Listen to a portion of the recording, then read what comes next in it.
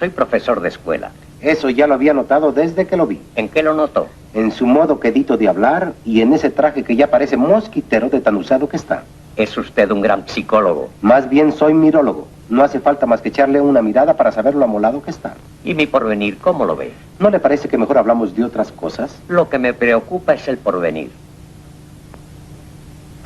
¿Sabe usted? Yo aquí veo que va a haber un gran cambio en su vida. ¿Voy a mejorar? No, lo van a cambiar de escuela. Ah. ¿Y qué otra cosa puede ver? Déjeme clachar la bola. Ajá. Muy pronto va usted a recibir una gran sorpresa. ¿Me van a pagar? No, le van a quedar a deber más. Eso no es sorpresa para mí. Ni para mí tampoco, pero es mejor que lo sepa. Entonces no ve usted más que sombras en mi porvenir. Un momento. Aquí veo una luz. ¿Una luz? Sí, una luz que se apaga porque se la van a cortar. Me la cortaron ayer. ¿No se lo dije? ¿Qué más ve? Ay, maestro, usted la trae atravesada. Aquí dice que va usted a tener 2 meses tan malos que casi no va usted a tener que comer. ¿Y después? Y después le va a ir mejor porque se va usted a acostumbrar. Pero no se desavalorine. Llegará un día en que usted se sienta orgulloso. ¿De qué? De ser maestro de escuela. De sus manos saldrán ingenieros, doctores, generales, cardenales, obispos y uno que otro político porque no todos van a salir buenos. Claro que no. De manera que usted piense que no solamente de pan vive el hombre. ¿No? También hay que comer carne, aunque eso es muy difícil. No pierda las esperanzas. Gracias, maestro. Me devuelve usted la fe. ¿Cuánto le debo? Usted no me debe nada. Yo le voy a dar 100 pesos, que es lo que traigo, porque entre maestros hay que ayudarnos. Gracias, muchas gracias. Es usted un justo. Y de repente los justos pagan por los pecadores. Gracias. Dios.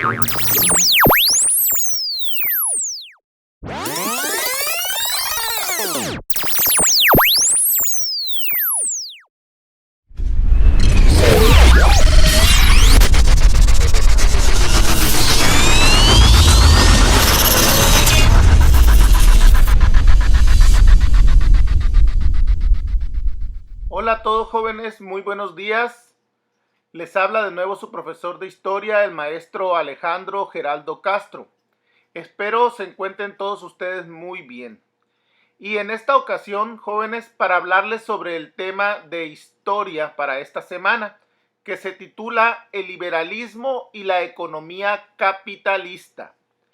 El aprendizaje esperado para este tema nos indica que vamos a comprender la relación entre el liberalismo y la economía capitalista. Así nos lo indica el aprendizaje esperado.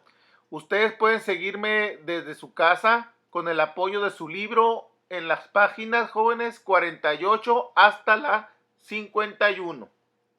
Bien, para lograr este objetivo que nos plantea el tema, jóvenes, ¿qué les parece si primero comenzamos por definir algunas palabras claves para este tema? En un principio, ante todo, tendremos que aclarar primero qué es el liberalismo. Bien, el liberalismo es una corriente del pensamiento filosófico que surgió a partir de las ideas de la Ilustración. Promovió la igualdad de derechos entre las personas en todos los aspectos de la vida y de la convivencia entre los seres humanos. Este pensamiento, jóvenes, como ya sabemos, influyó en todos los aspectos de la vida y la sociedad, en lo político, en lo social y, como en el caso que hoy nos interesa, también en el aspecto económico. Es decir, jóvenes, las formas en que las personas se pueden enriquecer y de cómo administran su dinero y sus bienes. A eso lo llamamos economía, en cuyo caso estaríamos hablando de un apartado de todas las corrientes liberales llamada liberalismo económico. Este es el que hoy vamos a estudiar porque está ligado a otros aspectos que nos indican nuestro objetivo, que es también el capitalismo. Bien, veamos. El liberalismo económico, como las otras formas de liberalismo que plantean y fomentaron las ideas de la Ilustración, básicamente nos indica que las personas tienen el derecho a generar su propia riqueza, que les brinde bienestar, y para ello es necesario que exista esa libertad, el liberalismo. En este caso, la de emprender y crear riqueza, por uno mismo. Indica que para esto el gobierno debe permitir y apoyar esa libertad que tienen las personas, ese derecho que tienen a enriquecerse y a vivir mejor, brindando las condiciones para que esto suceda. Ese es el papel del gobierno en esta teoría filosófica del liberalismo económico. ¿Y cómo sería esto posible, jóvenes? Pues bien, fíjense bien, el gobierno nos indica esta teoría que el gobierno debe permitir y apoyar la actividad económica que lleven a cabo los individuos, las personas, interviniendo lo menos posible en la actividad económica que éstas desarrollen. Estas personas que se dedican a ello debe permitírseles una competencia libre para que estas personas ofrezcan productos, servicios o las que elaboran todo tipo de productos. Deben tener la oportunidad de enriquecerse y para ello el gobierno debe apartarse, debe intervenir lo menos posible en la generación de riqueza y en los negocios de las personas. Debe también imponer la menor cantidad de impuestos a esta actividad. Debe dejar que fluya una ley que se conoce en la economía como la ley de la oferta y la demanda, y dejar que en base a esta se fijen libremente los precios o el valor de las cosas que se comercializan. Y fíjense bien en este otro apartado, jóvenes. ¿Cuál es el sustento para que todo lo anterior pueda ser posible? Pues bien, la idea es que los hombres se enriquezcan por medio de la actividad económica y mientras lo hacen, brindan el mismo beneficio a otros hombres, dando empleos y produciendo la riqueza y la movilidad de esta. En ese caso, esta riqueza recibe el nombre de capital, o sea, el dinero. Eso es el capital, que se traduce, además de lo que ya mencionamos, en los sueldos de los trabajadores. También en impuestos que estas personas van a ofrecer al gobierno como pago al derecho de sus actividades. Y el gobierno, a su vez, va a dedicar esta riqueza a la generación de obras públicas que se realizan en beneficio de las personas. ¿A qué beneficios públicos nos referimos? Pues a los que ya conocemos, como alumbrados, drenajes, escuelas, seguridad, carreteras, etcétera, etcétera. Jóvenes, esto es según las ideas postuladas por el liberalismo, son las intenciones de esta propuesta filosófica, traducida en liberalismo económico. Este fue impulsado sobre todo por sus creadores, el filósofo Adam Smith, John Locke y David Ricardo, que son los creadores del liberalismo económico. Mucho ojo con eso, jóvenes.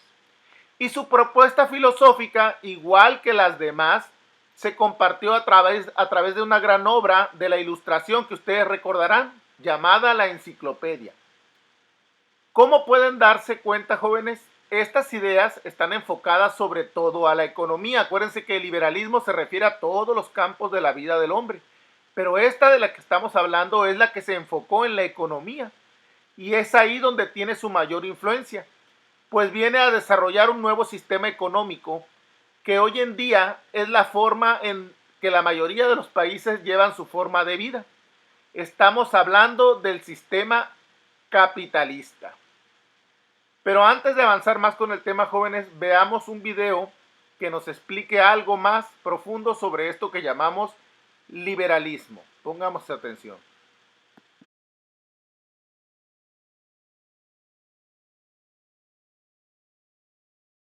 De Adam Smith, el cual es política que defiende las libertades y los derechos individuales, tales como la libre empresa, el libre comercio, la libre elección, la propiedad privada, etc. Para Smith debería existir el libre comercio, es decir, los países deberían poder comerciar entre ellos completamente en libertad como un individuo comerciaría con otro, sin pagar aduanas, impuestos o aranceles. También defendía la teoría de la libre elección, Es decir, que las personas son libres de elegir racionalmente qué hacer, comprar, vender, a qué actividad económica dedicarse. Y por lo tanto, el egoísmo de cada uno llevaría a la prosperidad individual y por derrame a la prosperidad de todos. Es decir, que una persona es rica hace que ésta pueda invertir, dar más trabajo, etc. También defendía la libre empresa. Es decir, que los individuos son libres de emprender con su capital o su propiedad privada las empresas que consideren necesarias, convenientes o más beneficiosas para ellos mismos, sin la regulación estatal o gremial en todo momento. Además, sostenía la teoría de la división racional del trabajo. Es decir, para producir se necesitan materias primas y trabajo, fábricas, o sea, alguien que lo manufacture. Por lo cual, algunas personas debían dedicarse a una actividad y otros a otra, para ser más eficientes y racionales. Esto luego se llevó al campo del terreno internacional, diciendo que hay países que deben dedicarse a la agricultura y otros países que deben dedicarse a la industria. Asimismo, pensaba que el mercado podía regularse solo. Es la teoría del laissez-faire o dejar hacer, que postula que a través de la oferta y la demanda, el Estado no debía intervenir en la economía, pues el mercado determinaba racionalmente cuál es el valor más adecuado para cada producto. Dinero.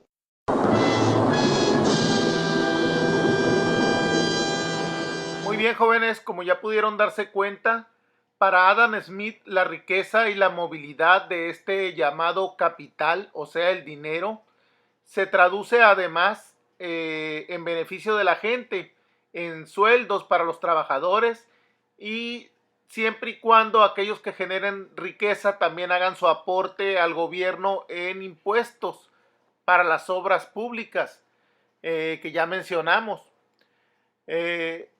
México, nuestro país, se incluye entre las naciones que utilizan este sistema, el capitalismo, como base de su economía. Como su mismo nombre lo dice, capitalismo, su principal motor es el capital, es decir, el dinero. En este sistema, jóvenes, la riqueza se obtiene mediante la libertad y la creatividad de las personas, como lo propone Adam Smith. Para obtenerlo, es necesario que las personas tengan derecho a la propiedad privada sobre los medios de producción, es decir, cualquier cosa o máquina que te ayude a obtener riqueza. Como por ejemplo pueden ser las máquinas que se encuentran en las fábricas. Sin el derecho a la propiedad privada no existiría el capitalismo. A las personas dedicadas a enriquecerse en este sistema le llamamos burguesía. Recuerdan, lo hemos visto en los temas anteriores, o sea, los empresarios. En este sistema, el capitalismo, existen las clases sociales, divididas por la forma en que se obtiene para cada una de ellas el capital que es necesario para poder vivir, o sea, el dinero. No todos pueden tener los mejores beneficios que ofrece la riqueza, como ya sabemos. Básicamente en este sistema se distinguen dos clases.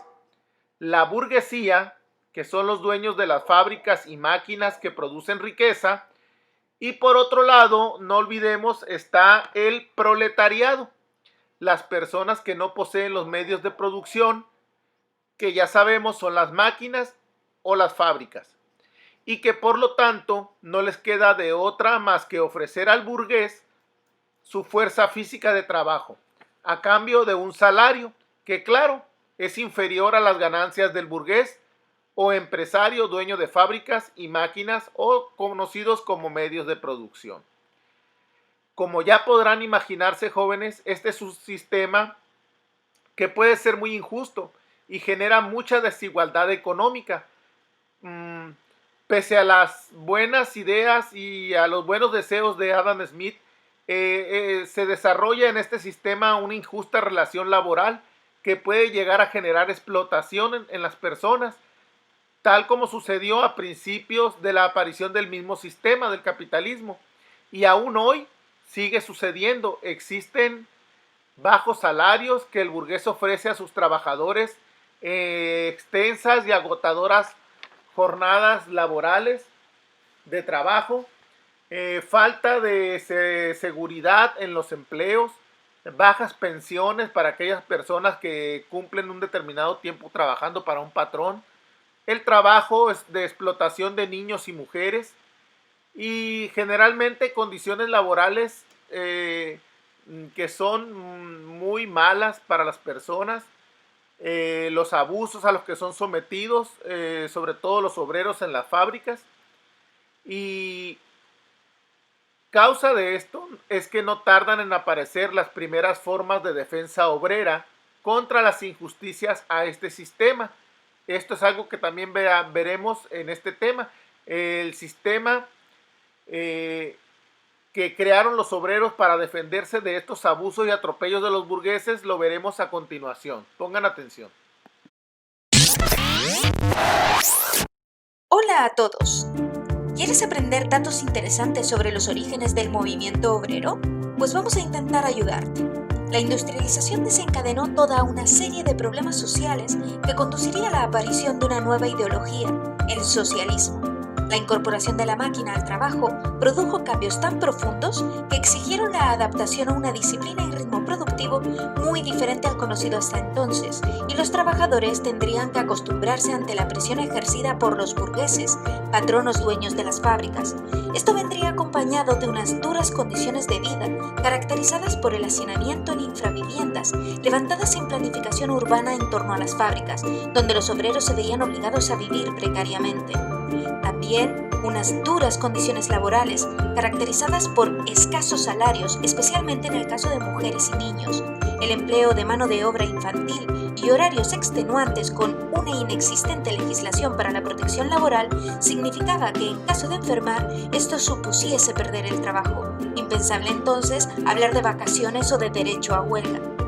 Por otro lado, una mala alimentación contribuyó en la proliferación de enfermedades como la tuberculosis o aquellas desencadenadas por las condiciones de trabajo en minas y fábricas. Como consecuencia de la pobreza y la explotación, en este periodo se multiplicó la delincuencia, la prostitución y los problemas asociados al alcoholismo, entre otros. La clase burguesa, que se beneficiaba del nuevo sistema imperante, veía esta situación como algo natural e inevitable en el desarrollo y crecimiento económico de las naciones. Para ellos, los trabajadores eran sustituibles, no eran personas dignas de ser protegidas y suponían un medio para alcanzar su enriquecimiento personal. Pero con el tiempo, la concentración de obreros en fábricas y minas favoreció la aparición de una conciencia de clase, lo que promovió la necesidad de organización para reclamar mejoras sociales y salariales. Así tiene lugar el nacimiento del movimiento obrero y el de un nuevo grupo social, el proletariado. Y bien, ¿cuáles fueron las bases del movimiento obrero? El movimiento obrero experimentó diferentes formas de actuación a lo largo de su historia, que podemos resumir de la siguiente manera. El primer paso sería el ludismo, seguida de la creación de las mutuas de socorro. En tercer lugar, aparecieron los sindicatos obreros, seguidos del cartismo y la creación de los primeros partidos políticos socialistas y comunistas. Y por último, la celebración de las internacionales obreras. Vamos a explicar en qué consistieron cada uno de estos procesos. En primer lugar, el ludismo. Fueron las primeras manifestaciones obreras de carácter espontáneo, que no estaban organizadas, eran clandestinas y de tipo mecanoclasta, es decir, su modus operandi consistía en destruir las máquinas, lo que unía a los trabajadores en un descontento común. Responsabilizaban a las máquinas de la pérdida de sus trabajos y veían en su destrucción una manera de presionar a los empresarios y conseguir una mejora en sus condiciones laborales.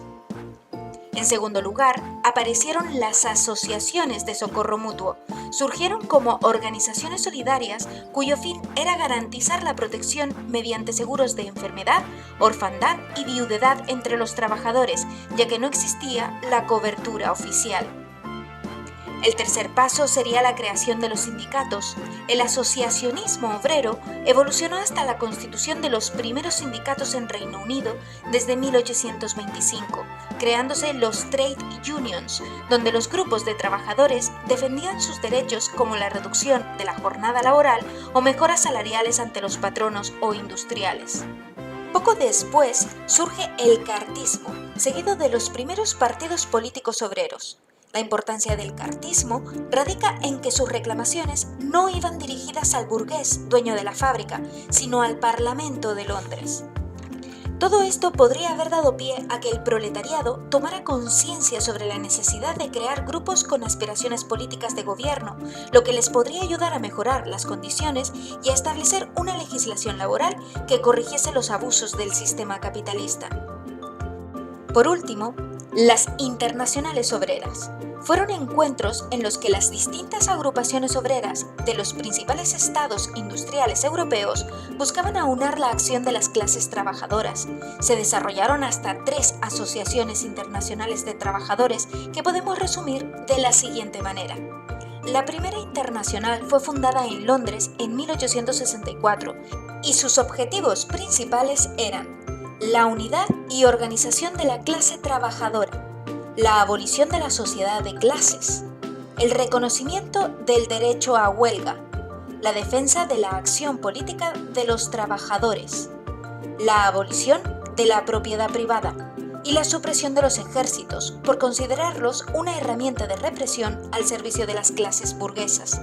Esta fracasó ante las divisiones existentes entre los seguidores de Marx y los anarquistas partidarios de Mikhail Bakunin.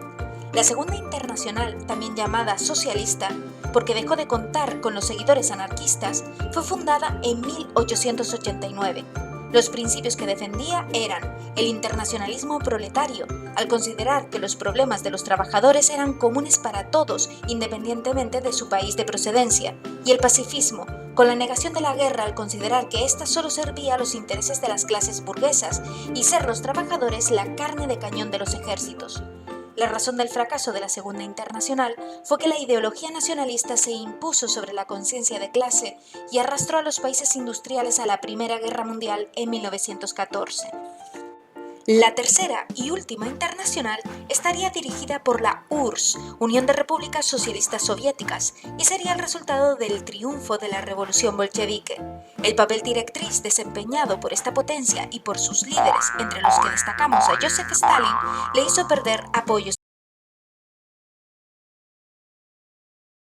51, 52, 53. 29, 30, 31. 1, 2, 3, 1, 2, 3. Oiga, don Cangrejo, ¿ya podemos irnos? El más leal de mis trabajadores te puede ilustrar sobre la política de la compañía. Manual de empleados del Cangrejo Cascarudo, página 35, cláusula 3A, declara: todo el personal debe permanecer en el edificio hasta que los recibos del día estén totalmente contados. Pero eso no es justo. Cláusula 3, el propietario se reserva el derecho a ser injusto.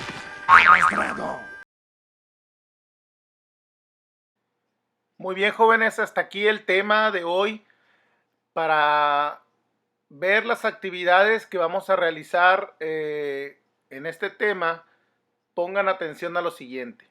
Lo primero que haremos será plasmar, como lo hemos venido haciendo en otras ocasiones, por medio de un esquema de preferencia, vamos a plasmar cuáles son las características del liberalismo económico, quiénes son sus creadores, cuáles son sus fundamentos y puntos de importancia sobre este tema. A lo largo de todo el video estuvimos viendo estas características, así que no creo que sea muy difícil poderlas plasmar en esquemas. Se van a agregar adjunto a este material, adjunto a este video, se van a agregar algunos formatos que pueden servirles como ejemplo, o si los quieren utilizar para su realización de sus trabajos, está bien, adelante con ellos. La primera actividad entonces será el esquema, y la segunda actividad de reforzamiento para este tema será ver lo que estuvimos analizando acerca del capitalismo y de las formas de explotación laboral y de cómo los obreros buscaron formas de organizarse para defenderse de esta explotación.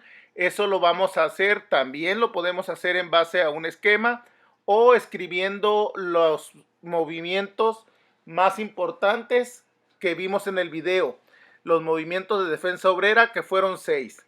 El primero que vamos a definir es el ludismo. El segundo es el mutualismo. El tercero, jóvenes, son los sindicatos o también llamados trade unions. Después sigue la investigación acerca de qué es el cartismo.